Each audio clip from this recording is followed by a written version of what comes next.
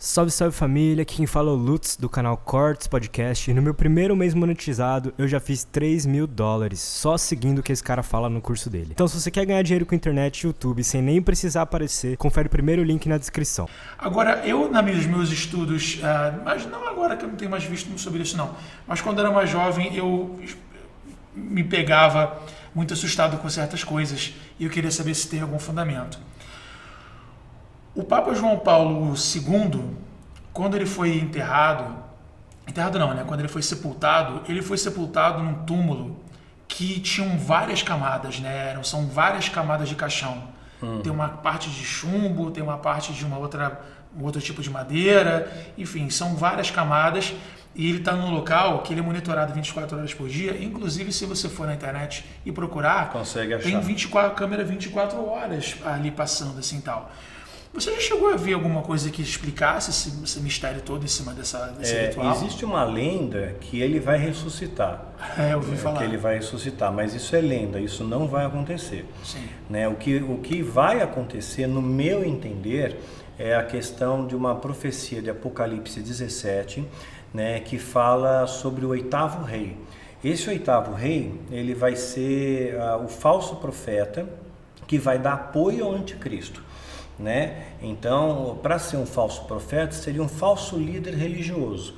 Na Igreja Católica hoje ela tem um poder muito consistente, né? Tem o Vaticano, tem o Estado do Vaticano. E uma coisa curiosa, o Estado do Vaticano ele foi formado pelo Tratado de Latrão em 11 de fevereiro de 1929. 11 de fevereiro de 1929, ele foi assinado o Tratado de Latrão. Aí começa uma contagem de papas, porque a partir do momento esses papas tornam-se reis de uma nação que eles receberam, né? E aí o primeiro é o Pio XI. Pio XI não pode contar, porque ele não veio da mesma linhagem, ele já estava em ofício, ele já estava exercendo cargo. Então, com a morte dele e com o próximo que vem, Pio XII, que aí vem, ele é elegido pelo conclave e tudo mais, aí começa uma contagem do primeiro Papa, né? E aí vem o segundo, o terceiro, o quarto, quinto e tal. Aí o que acontece? Chegamos em Bento XVI. Bento XVI... E tinha carinha, né? Tinha carinha de safado. Pois é, ele renuncia, isso é raríssimo.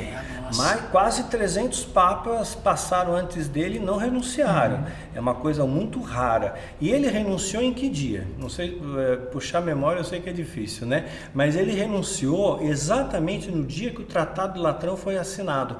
Ele renunciou dia 11 de fevereiro. Também então ele renunciou no mesmo dia. Ele podia renunciar no dia 12, no dia 13. Aí ele fica até o final do mês. Até parece que não sabiam, né? Eles são até tão parece estudiosos. Que não sabia, pois é. Fica até o final do mês. Aí tem o conclavo, tal, aquela coisa toda. Ele fica até o final do mês de fevereiro. Em março, dia 13 de março, tem o conclavo, sai a fumaça branca lá. Antes de sair a fumaça branca, detalhe, quando ele renunciou, caiu um raio bem em cima, lembra que um raio caiu bem em cima da Basílica de São Pedro? No dia que ele renunciou, caiu um raio, pá, lá, né? E só fazendo um parênteses, depois eu volto aqui, a Basílica de São Pedro, ela foi feita com pedras do Coliseu, e o Coliseu matou cristãos, matou muitos cristãos, né? Então, quer dizer, eles tinham que fazer o pão e circo para o povo, para acalmar, porque os impostos estavam altos. Então o que eles fizeram? Vamos saquear Jerusalém. Vespasiano teve a ideia de fazer isso, de saquear Jerusalém, só que ele foi nomeado imperador. Aí ele deixa o filho dele, Tito César, né, Tito no controle das tropas para sitiar Jerusalém. Flávio Joséfo conta bem essa história do estado de sítio, e eles saqueiam os tesouros de Jerusalém e os tesouros do templo. E com esse tesouro eles financiam o Coliseu, que mais tarde, quer dizer, que matou cristão, um monte de coisa. Aí mais tarde virou uma pedreira e construíram a Basílica de São Pedro. Parece que as coisas estão tudo interligadas. Aí cai um raio na Basílica no dia que ele renuncia, que é o mesmo dia que o Tratado de Latrão foi assinado, né? Então um negócio estranho, meio sinistro acontece aí. Aí passa 13 dias, chegamos em março, no dia 13 de março, e tudo isso é número cabalístico, tá? Sim. 13 de março é nomeado o novo Papa, né? Só que antes de sair a fumaça branca, né, o diabo dá um sinalzinho. Uma pomba branca, o que é mais raro, você encontra a pomba rajada, né? Vira-lata. Uma pomba totalmente branca dando um rolê perto da chaminé, né? Eu lembro claramente disso que mostrou na mídia. E aí, de repente, sai a fumaça branca e as pessoas interpretam que era um sinal do Espírito Santo. Sim. E aí entra, né, o nosso atual Papa, o Papa Francisco. Então, o Francisco, ele é o sétimo na linhagem do oitavo rei. Quando ele morrer, o próximo que vier, que vai ser o oitavo rei, né, ele vem da mesma linhagem, ele é o falso profeta. Ele vai dar apoio ao anticristo. Né? E o anticristo é um cara que vai ter um poder militar muito grande, ele tem um grande poder militar, mas ele não vai usar o poder militar de imediato, ele vai usar da diplomacia. O primeiro dos cavalos que entra no Apocalipse é um cavalo branco, que representa poder. Você vê o príncipe está no cavalo branco, Napoleão cavalo branco, ninguém está no Pangaré, né? Então só cavalo branco. E ele tem um arco nas mãos, mas ele não tem flechas. Aonde estão as flechas? Está na nota de $1. Tem uma águia segurando 13 flechas na nota de $1. Na nota de $1 também tem escondidinho uma coruja, né? Que é um símbolo. Alguém tem dólar aí pra gente ver?